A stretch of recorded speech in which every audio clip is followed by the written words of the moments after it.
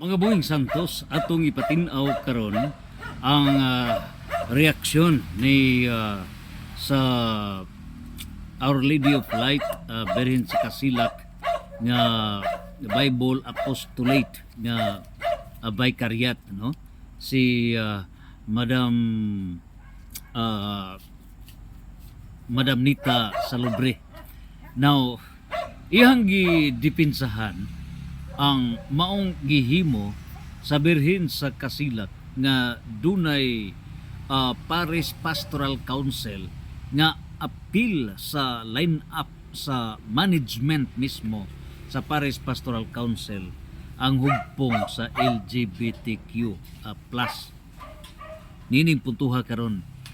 Nia ang iyahang mga reasons. Reason number 1.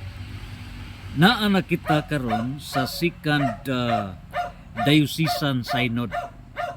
So iyang gipasabot nga ang maong hulagway, maong porma sa Parish Pastoral Council sa Berhen sa Kasilak, diin usa sa officer ni ini mao ang grupo sa Rainbow Coalition, ang LGBTQ.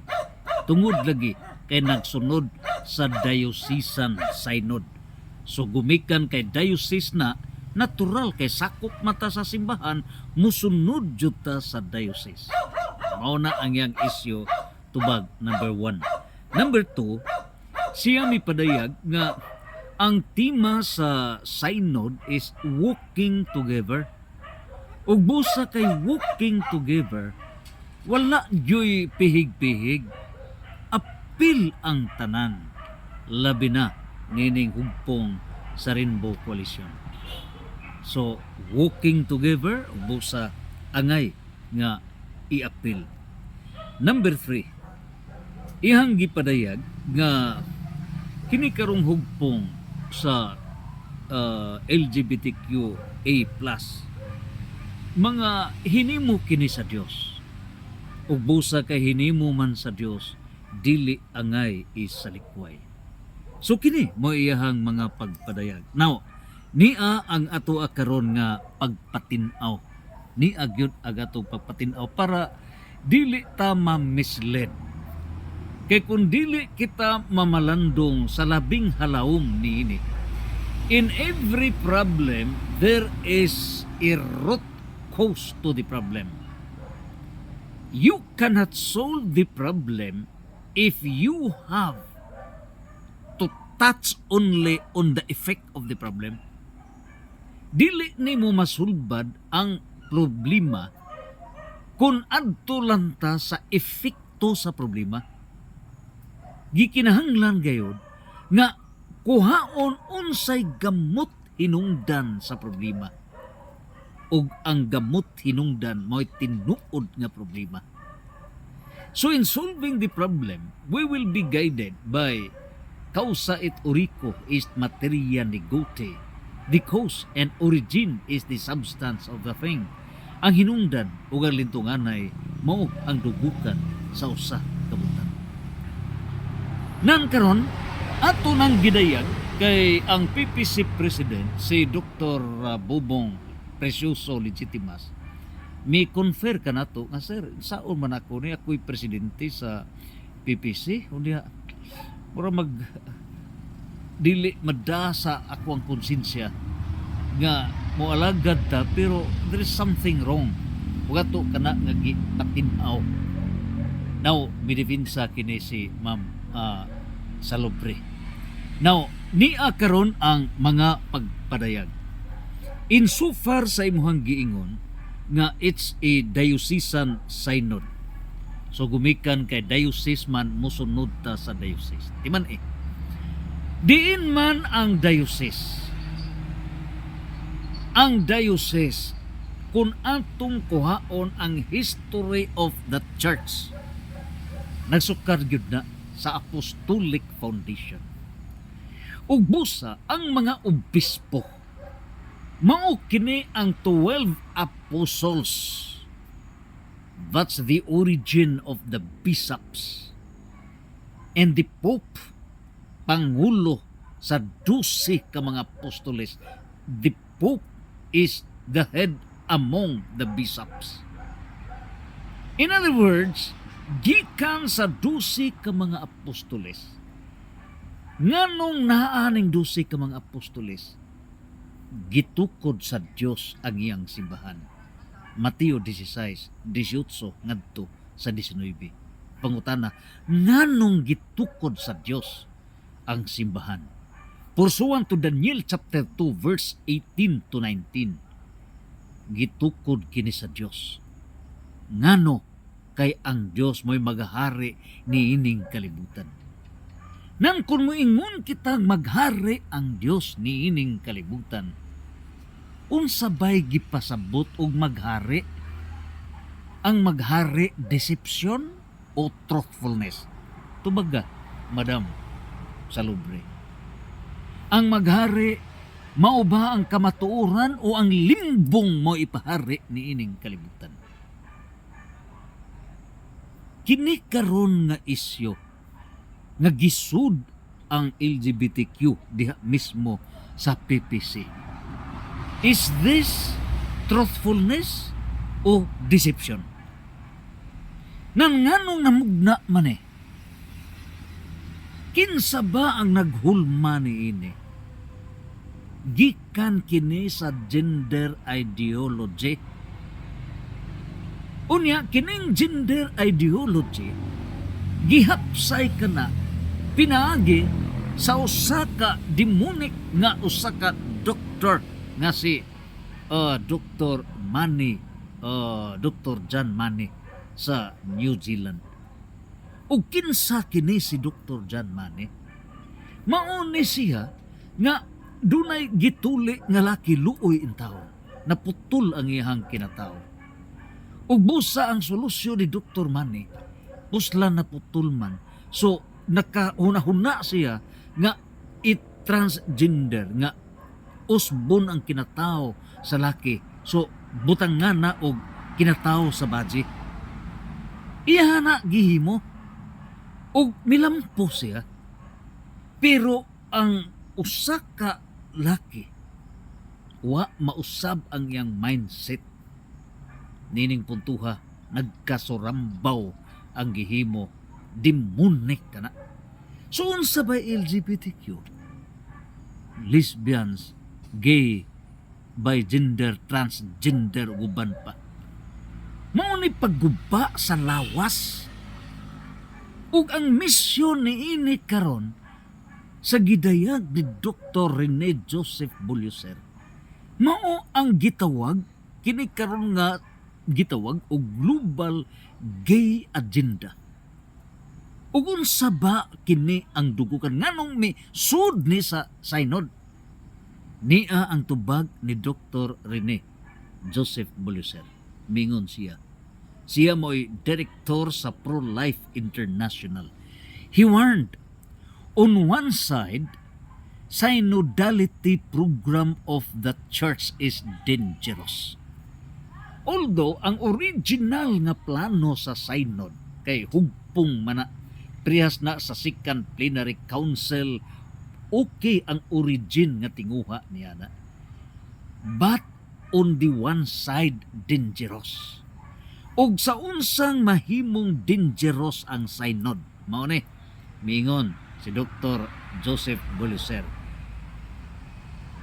If the official teachings of the church are set aside in the spirit of accommodation, kini mao'y nakatuali sa synod. While ang synod hugpong kana nga naminaw sa pulso o unsay right direction of the church, supposedly.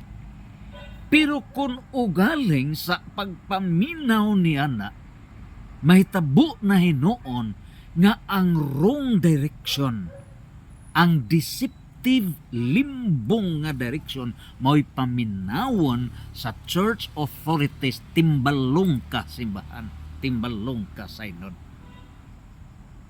Ugun sa badi ay ang katungdanan sa simbahan, timan-in ninyo, workers of the church, timan-in ninyo, basig malimot mo, Ngang ato karon nga pagpangalagad sa simbahan is the kingdom of God, gingharian sa Dios. And the kingdom of God is a kingdom of truthfulness, a kingdom of righteousness, and not a kingdom of deception, limbong. Nanon sa baliay ang tinguha ni ini karon nga hugpong, it's the greatest syndicate.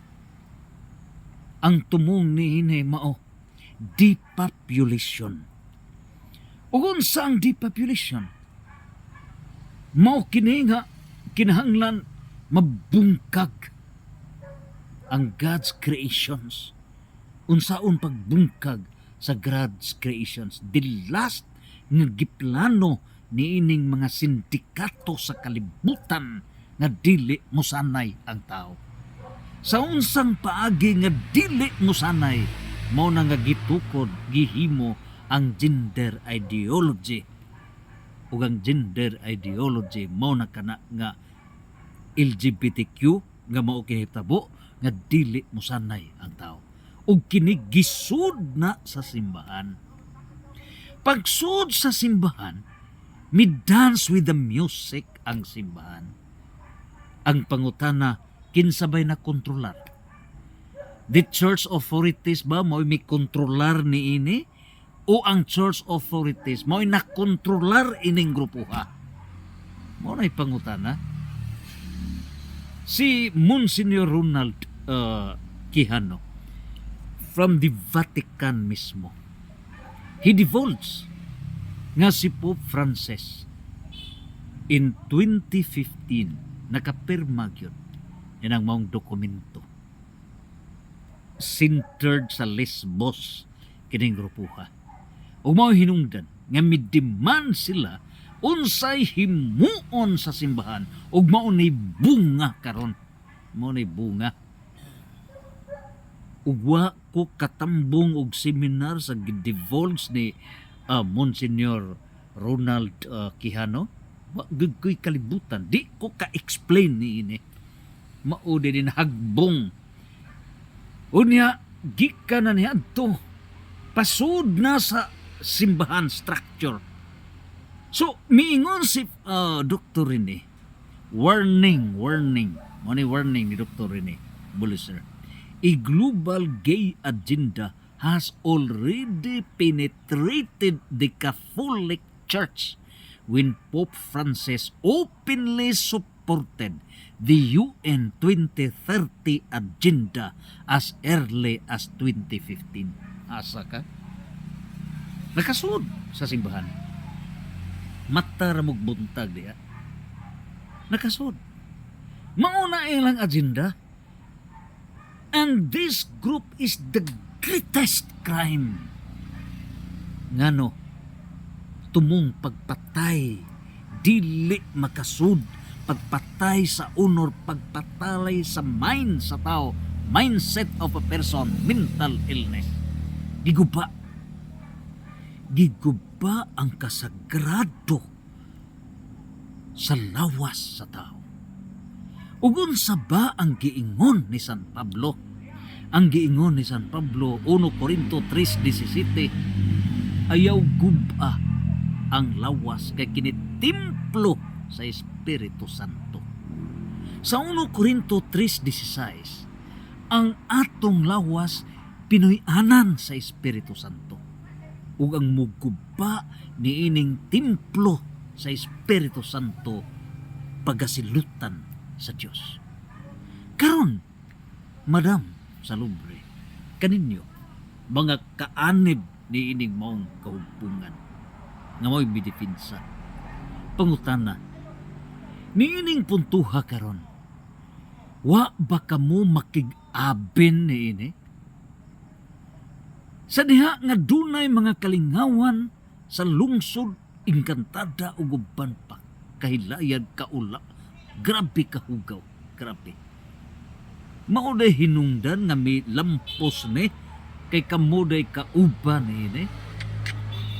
Hain naman ang atong pagka-Kristyanos. Sumaw ka na ang gipadayag usa kini kalimbong, that is deception. Unya karon nahitabo nga bantugra sa misa sa munisipyo.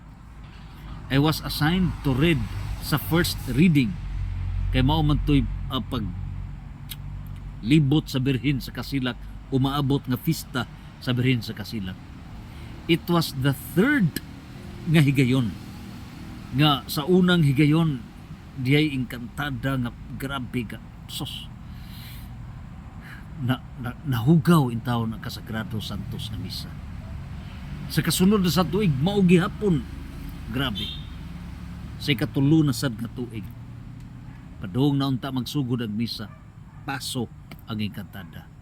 Ako kang giingnan nga dili mao kining maong sistema. Pero unsa inyohay nung gi-welcome daw gigakos o guban pa. So ingon ini pagkahugaw nahugaw ang Santos nga misa. And I walked out during that period. Kini ba mao ang gingharian sa Dios? Nalawgaw ang simbahan. So kini karon gipadayag na mismo the synod dili kini maoy basihanan. While it is good if ang church authorities maunay motudlo og pagasundon ngadto sa mga sakop. Apan unsa nahitabo? Ang pare na maninuol mo'y nahilom. Pila ba ka weddings diha sa simbahan? Tanawa, kamoy na swito diha. Pila ka mga weddings diha nga engkantada og uban pa maoy mo facilitate. Pila ka mga kalingawan nga grabe kahugaw instead in honor of the patron saint. Hununaan ninyo, are we the evangelizers? Are we the workers of God's kingdom? O inutil ta? Mao kana ang unang puntos. Ikaduha, diri gipadayag walking together. Matud pa niya nga it's walking together. Timan-an kini nato.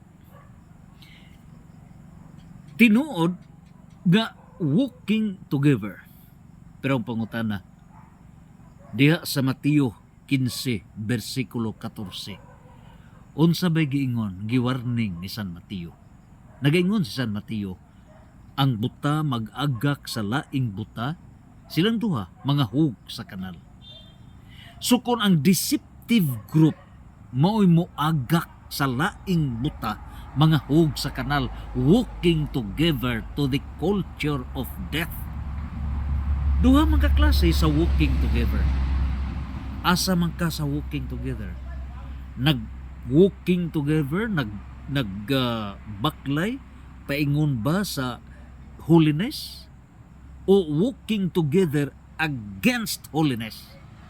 Kana, is this synod walking together for sanctification, para pagpasantos? Or walking together para ang simbahan, mahugno ang simbahan? Hunanaan ninyo, giunsa ba pag-insulto ang kasagrado sa Santos nga misa? Giunsa ba? Ug kaabig kamo niya na? Is this walking together for sanctity? Lalaki magbistida? Is this walking together? Ang kahugaw sa mga kalingawan instead in honor sa patron, is this walking together? O asa man mo nag-walking together? Walking together para magsantos? O walking together para sa imperno? Klaruha ka na. What is right is right. What is wrong is wrong. Muna'y huna-huna. Ikatulo, ang gidayag nga they are created by God. Yes. By nature, we are created by God. Genesis chapter 1, verse 26. Created by God in the likeness and image of God. Nganong bitawag man na in the likeness and image of God? In the book of Genesis chapter 1, 26, in the likeness and image of God. Gipadayag ka na sa Genesis 2, 24. Duhara, man and woman, wa maghimo in taon ang Ginoo og 5 ka genders, L, B, G, T, Q, A, unum, plus pa, mabot 100. Hunanaan ninyo ha, mga religious leaders ha. Ayaw mo pagbakukang ugunahuna ha. Nagbuhat, nagingun ka nga created by God. Yes, apan ang gibuhat sa Dios, man and woman, dili ka ng 500 ka mga genders, dili na mo'y gibuhat sa Dios. Karon, kinsa may inyong gidipinsahan?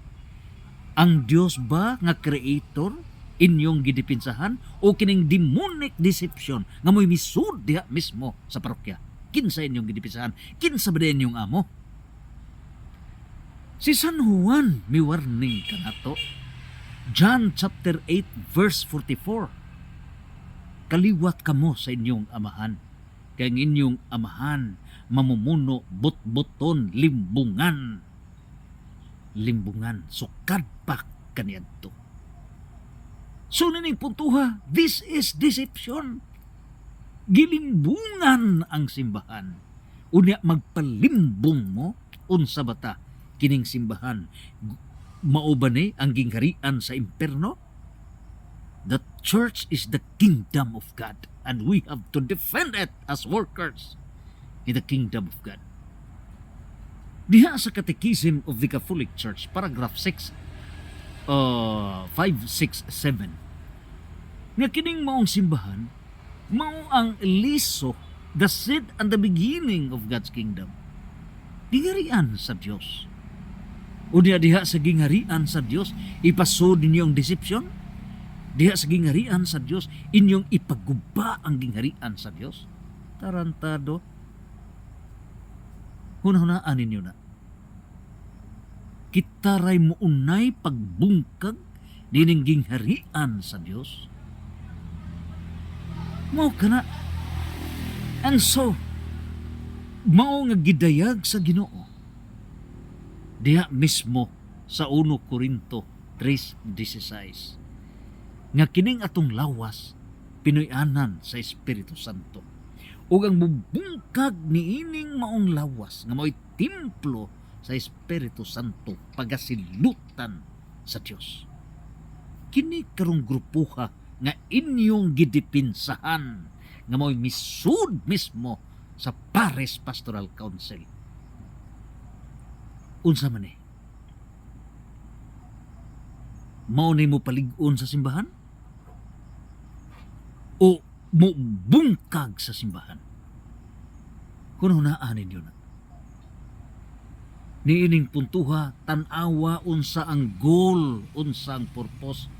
It is depopulation. It is deception. Usa ka limbong. Unya di mo wadlong? Mao kana ang huna-hunaan ninyo. Now, niya ang gidayag sa ni Bishop Precioso Cantillas sa National Pro-Life Summit March 24, 2023.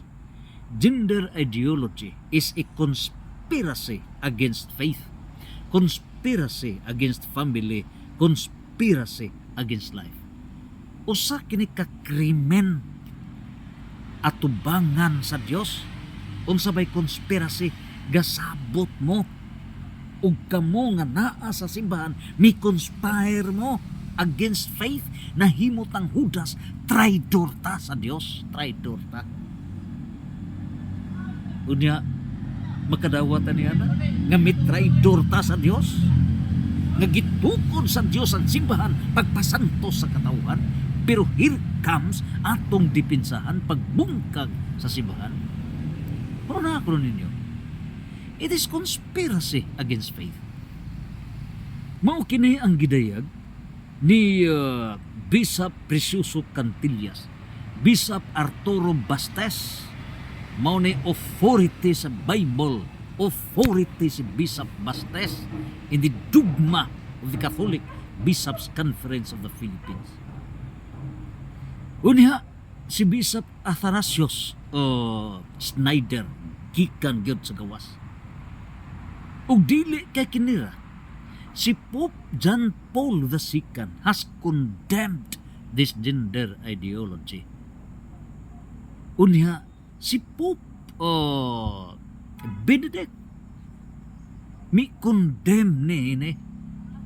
Ilabihan kadaghan ang mi condemn ni ini. Unya karon gipasud diha mismo sa simbahan. Asa ka? Unya gidayag these same-sex blessings nga mao'y gipasud gid mismo yanang modernist nga Cardinal Fernandez diha sa Vatican. Dinhi mo gud timbalong. Usa kini ka ang same-sex blessings mao ni tantamount to sanctioning, encouraging, approving through blessings such very sinful, immoral, illogical, abnormal relation and distorted acts. Grabe. Mao nga beware of those with godless designs who undermined the Catholic faith, deteriorating the moral values. Mao ni ang gipasidaan ni Bishop Athanasius Schneider nga pagbantay mo dining mga demonic designs nga ang tuyo ra mao ang pagguba sa simbahan. So mao kini ang final battle ron. Mao gini pag-alig-ig sa simbahan. Kinsa gyud ang tinuod nga iya sa gingharian sa Dios? Mao ba kini ang modepinsa sa muguba sa simbahan? O mao kini ang modepinsa para dili maguba ang simbahan? Are we defenders of the kingdom of God? Are we the defenders of the church that Christ has founded? O we are defenders of those who wish to destroy the church? Naunining puntuha karon, unsa bay solusyon niini? The solution mao is number 1. Unang-unaan ninyo. Number 1. Identify the sinful act. Identify the sinful ideology. And this gender ideology is more than a sinful act. It syndicate worldwide.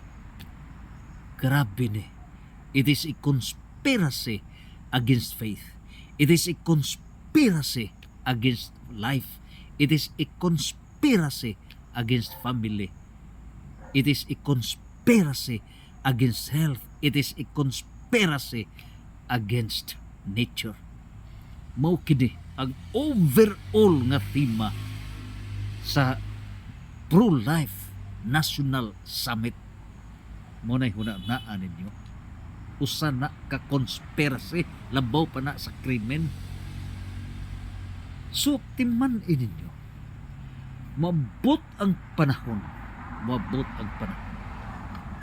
May bawaan na yun. Mao nag-ingon ang Ginoo.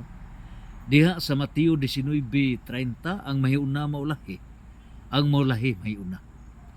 Kamo nga nahiuna sa simbahan, maulahi mo. Ngano? Nonsense. Mingon si Mateo chapter 7 verse 21 to 23, way hinungdan ang inyong mga buhat. Way hinungdan. Sa Salmo 1-7 verse 1, Jeremias chapter 17 verse 5, way hinungdan. Silutan sa Diyos. Mao nga sayang ang mga efforts. Sayang. Ug timan-an nato diha sa Revelation chapter 3 verse 15 to 16, mingon si San Juan, init-init bugnaw-bugnaw, isuka ko ikaw, wa kay baruganan. So any person diha mismo sa simbahan nga dili mo barog what is right, wa kay baruganan, isuka ko ikaw. So niining tanan, dili tao ang atong gi-emphasize. Ang gi-emphasize niini mao kining gitawag og demon of deceptions. And our purpose is to defend the church, pagdepensa sa simbahan. And so, that's number 1. Identify what is wrong. Number 2, correct what is wrong. Kurian unsa ang sayop. Kurian. Number 3, repentance. Pagbasol. Because that is a mental sickness.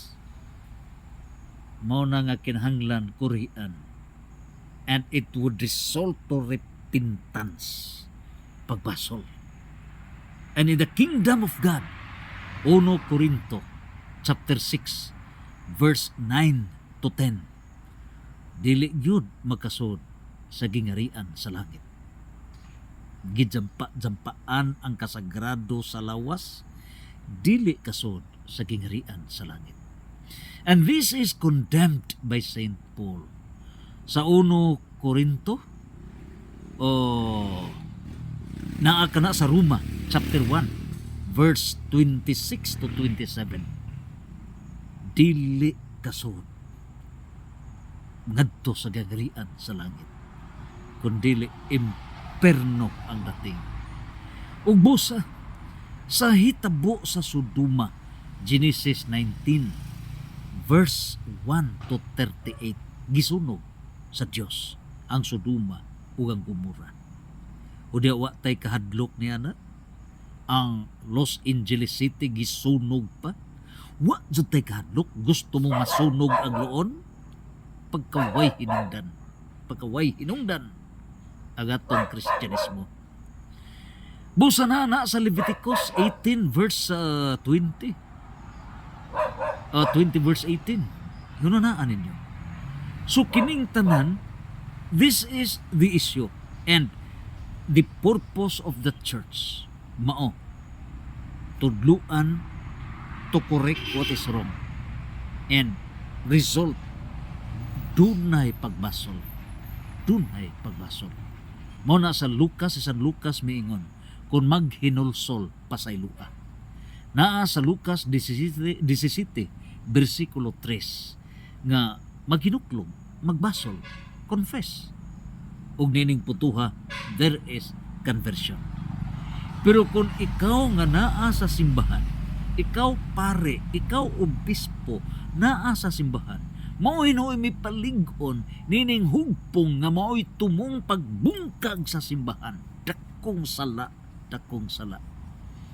Nagingon si San Lucas chapter 17 verse 1 to 2. Mas maayo pa higta ng imong liog og galingang bato, guyuron ka og hatod ka sa taliwag laod sa dagat, kaysa makaangin ka sa mga bata sa pagpakasala. Pila naman ron ka mga bata nga nabiktima. Pila ron ka mga bata nga nagtuon sa mga eskwelahan, Sacred Heart, UB, Luon, ug uban pang mga high school nga nakulingog na ang utok. Wa na kailakin sa sila. Wa na kaila. Wa na kay laki babaji ba? Wa na. Nabungkag na ang mental mindset sa estudyante. Kinsay milawgaw ni ini, kamu di ay nga naa sa simbahan. Na may protector, may popularize ni ini. Dakog sala ka na, dakog sala. Instead, you correct what is wrong. Inyo hinoong gidipinsahan. Tarantadong dagko. Huna na, basahan ninyo. Lucas 17, chapter 1, verse 2. Hinungdan sa pagpakasala. Dako ng sala. Hunahunaan ninyo 1 Corinto 3:17. Kinsa ang mubungkag sa lawas nga maoy Pinoy-anan sa Dios, templo sa Espiritu Santo, silutan sa Dios. Ug ang mo conspire niini, Kamo nga naa sa simbahan, unsay inyong posisyon sa simbahan, nakig-alayon mo. It is conspiracy against faith. It is conspiracy against faith. Mauni ang krimen batok sa gingharian sa Dios. Mauna gi-emphasize sa tulo ka top bishops. Bishop Arturo Bastes, Bishop Precioso Cantillas, Bishop Athanasio Snyder, mao ni mga obispo nga wa magpalalo sa COVID, wa magpailad sa COVID. Mga survivors, grupo nga wa mailad sa COVID. Kaming grupuha with Dr. Rene Joseph Bulaser, ang mga wa mailad sa COVID. Mibarog ni ini. Busa ni ining tanan. Doon na pa'y higayon. Doon na pa'y higayon. We have to defend the church. This is the kingdom of God. Santos, Santos, Santos, Fiat